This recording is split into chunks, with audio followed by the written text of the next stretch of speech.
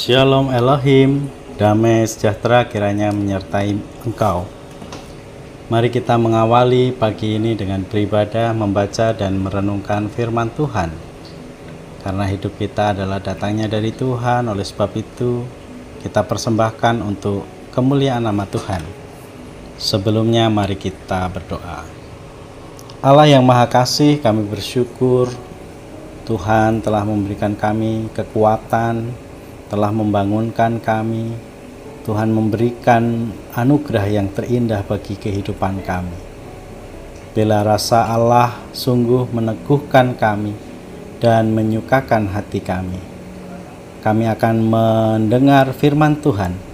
Biarlah firman Tuhan mendidik, mengajar kami di dalam kebenaran Yesus Kristus. Dalam nama Tuhan Yesus kami berdoa. Amin. Saudaraku yang terkasih, renungan kita akan kita baca dari Keluaran 23 ayat 10 sampai dengan ke-13. Sedangkan natsnya adalah ayat yang ke-11. Demikian pembacaan Alkitab kita. Tetapi pada tahun ke-7 haruslah engkau membiarkannya dan meninggalkannya begitu saja supaya orang miskin di antara bangsamu dapat makan, dan apa yang ditinggalkan mereka haruslah dibiarkan dimakan binatang hutan. Demikian juga kau lakukan dengan kebun anggurmu dan kebun zaitunmu. Saudaraku yang terkasih, tema renungan kita adalah hidup yang berbela rasa. Kita ingat tahun 1998 pada bulan Mei, atau yang dikenal dengan Hari Reformasi. Penjarahan, pengerusakan terhadap fasilitas umum pada waktu itu, dan pengeroyokan ataupun tindakan-tindakan kriminal kepada orang-orang tertentu sungguh sangat menyedihkan. Menuntut keadilan berujung anarkis. Nah, apakah fenomena ini akan terulang kembali ketika regulasi kebijakan pemerintah itu kemudian menyengsarakan masyarakat?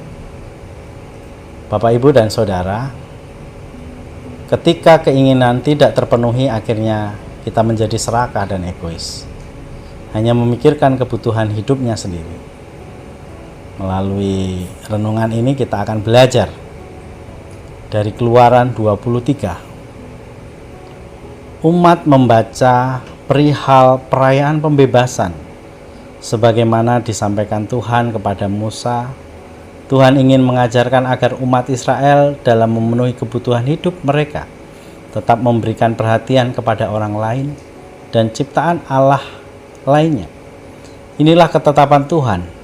Pada tahun ke-7 haruslah engkau meninggalkannya supaya orang miskin dapat makan. Haruslah dibiarkan dimakan binatang hutan.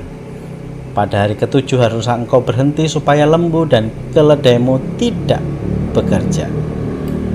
Apa yang bisa kita pelajari dari pergumulan Keluaran 23 ayat 11 sampai dengan atau 10 sampai dengan 13 ini? Bapak Ibu, pertama adalah berbela rasa kepada orang yang kurang melalui bagaimana kita berbagi hasil pekerjaan kita kepada yang membutuhkan, menolong bagi saudara-saudara kita yang menjadi korban ketidakadilan dengan berbagi waktu, mendengar, berbagi tenaga dan sumber daya bagi kawan-kawan kita yang tertindas dan tersisih. Kemudian berbela rasa kepada lingkungan. Kita bisa tidak memiliki pola hidup yang konsumtif, tetapi lebih bertanggung jawab, tidak merusak alam dengan menjaga tanah, air, makhluk hidup, tidak membuang sampah dengan sembarangan, mengolah limbah untuk produktif pupuk gas organik, dan lain sebagainya. Bela rasa berikutnya adalah kepada para pekerja dan sesama. Kita dapat memberikan waktu istirahat yang layak untuk karyawan atau pekerja-pekerja yang ada di sekitar kita atau rumah tangga kita. Menghargai orang asing, ramah dengan mereka yang berbeda. Selanjutnya, menghidupi prinsip Sabat. Bela rasa dapat dilakukan bukan hanya berhenti bekerja, tetapi memberikan ruang bagi pemulihan dan pembaharuan bagi alam dan diri sendiri. Saudaraku yang terkasih, demikianlah perayaan pembebasan. Sebenarnya ingin mengingatkan agar kita hidup tidak serakah, tidak mementingkan diri sendiri, tetapi peduli kepada orang lain dan ciptaan Allah lainnya. Berjuang untuk memenuhi kebutuhan atau nafkah hidup bukan berarti menutup mata terhadap orang lain dan ciptaan Allah lainnya, melainkan seharusnya peduli dan memperhatikan mereka demi kebaikan bersama. Amin. Mari kita berdoa. Kami bersyukur atas karunia Tuhan dalam kehidupan kami. Ajarlah kami untuk berbela rasa kepada orang-orang di sekitar kami. Berikan kami kekuatan, berikan kami hikmat Tuhan.